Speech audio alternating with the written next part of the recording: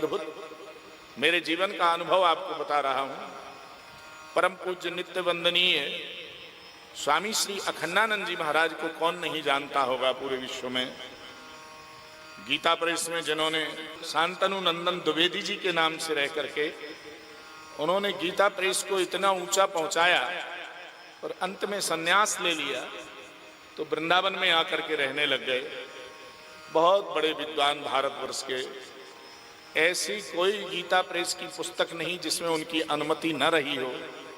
श्रीमद् भागवत का 2 खंड का जो टीका है वो उन्हीं का किया हुआ है, पूज्य महाराज श्री के द्वारा। एक बार महाराज जी प्रवचन कर रहे थे और प्रवचन करते करते उन्होंने एक बात कही। वो वेणु गीत पर प्रवचन कर रहे थे तो उन्होंने कहा, श्री किशोरी जी जब सभा के बीच में आई तो श्री वृषभानुनंदिनी श्री राधा के सौंदर्य को देख करके सबको चकाचौंध होने लग गया और सबकी आंखें बंद हो गईं। भगवान श्याम सुंदर की आंखों में ऐसे लगने लग गया जैसे कि सूर्य सामने आकर के खड़ा हो गया है। तो उन्होंने श्री राधा रानी को साक्षात सूर्य का स्वरूप बताया। ऐसा वक्तव्य दे ही रहे थे कि स्वामी वामदेव जी महाराज सभा में खड़े हो गए और किसी से कुछ कहा नहीं, चल दिए सभा छोड़ करके। वामदेव जी भी भारतवर्ष की विभूति थे, सभा छोड़ करके चले गए। हम लोग भी बालक के रूप में उस सभा में बैठे हुए थे। 86 की संभवतः यह बात रही होगी। प्रातःकाल प्रवचन चलता था महाराज जी का। वामदेव जी जाकर के अपने जहां रुकते थे वहां जाकर के विश्राम करने लग गए। तो स्वामी अखंडानंद जी समझ गए कि हमारी बात अच्छी नहीं लगी इनको। तो स्वामी जी अपने वक्तव्य के बाद उठे और सीधे वामदेव जी के पास गए। तो उन्होंने कहा, ओम हरि।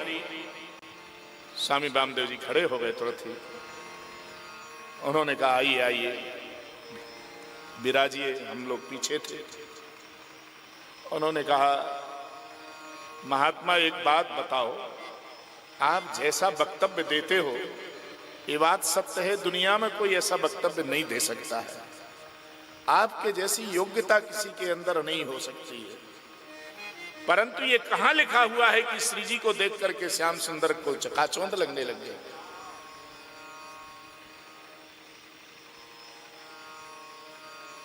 तो स्वामी अखंडानंद जी ने हाथ जोड़ करके कहा,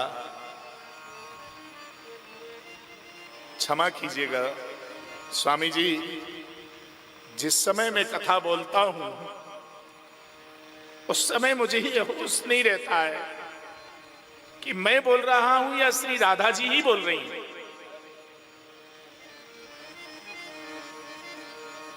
मुझे लगता है कि श्री किशोरी जी ने जो लीला की है उस लीला में से विद्वानों ने उस लीला को नहीं लिख पाया जो लीला मेरे मुख से निकल गई। तो श्री जी अपनी उस लीला को प्रकट कराना चाहती हैं। उस लीला को प्रकट करने के लिए ऐसा दर्शन हुआ। बस वामदेव जी चुप हो गए। थोड़ा देर ध्यान किया। तो ध्यान करने के बाद उन्होंने कहा, क्षमा कीजिए, मैं समझ नहीं पाया कि आप किस भावराज में पहुंचे हुए हैं। आप जिस भावराज में पहुंच गए हो वहां तक पहुंचना हमारी गति नहीं है। महाराज, ये तो अमलात्मा मुनि लोग उस स्थान पर जा पाते हैं जिस कोटि पर आप पहुंच गए हो।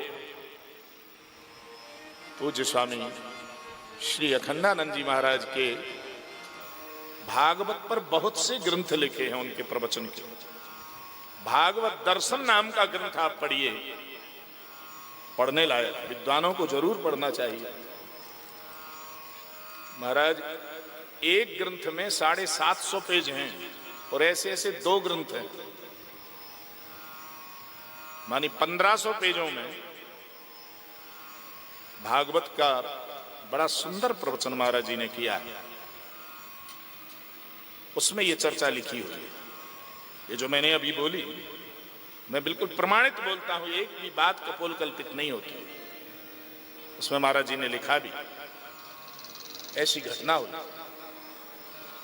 तो हमें निवेदन ये करना चाह रहा था कि भगवान की लीलाओं को जानना बहुत कठिन है। भगवान की इतनी लीलाएं हैं कि उनमें से कुछ भी सुन लो उसी से कल्याण हो जाता है। जो भी सुना दिया जाए उसी से तुम्हें भगवत प्रेम उत्पन्न हो जाएगा।